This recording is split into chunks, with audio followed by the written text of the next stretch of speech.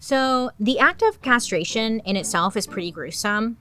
I'm sure you can, yeah, it's pretty intense. No one's using some kind of numbing cream. There's no IV where you knock out and then you get it removed. This is just, they raw dogged it to a lot of people who didn't even want it and thought they were gonna have a better life. The whole thing is pretty messed up. Back in the 11th century in France, there was a successful philosopher named Peter Abelard. And Peter was hired to tutor a young girl named Eloise from the plaza. I know, the crossover you didn't expect. I'm just kidding, I don't know any other Eloise. She was considered one of the most educated women of the time. So she needs a tutor, to further her education.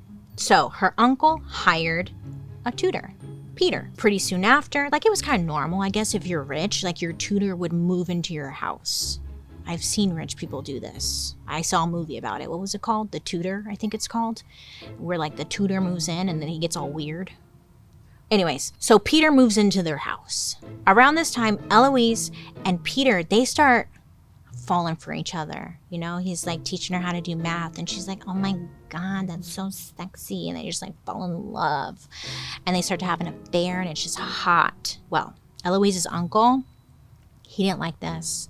No, he did not. He tried to stop it, but he was too late because Eloise ended up pregnant. Right, Peter's not a eunuch. I forgot. I was like, where are we right now? So Peter, he stepped up. He proposed to her. They ended up getting married, and Eloise had a baby. And she named her baby, get this is great, Astroblade.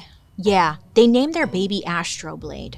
Yeah, it sounds like a roller skate. It's bizarre, but whatever. We're not judging. But Eloise's uncle, she was not done with them yet. He was furious about his niece running off with Peter.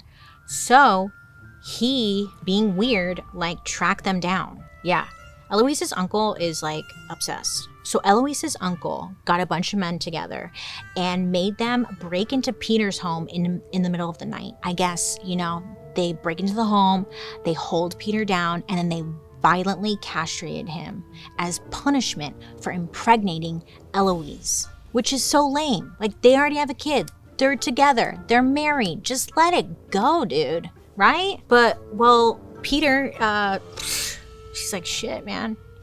He doesn't know what to do. So he then becomes a monk.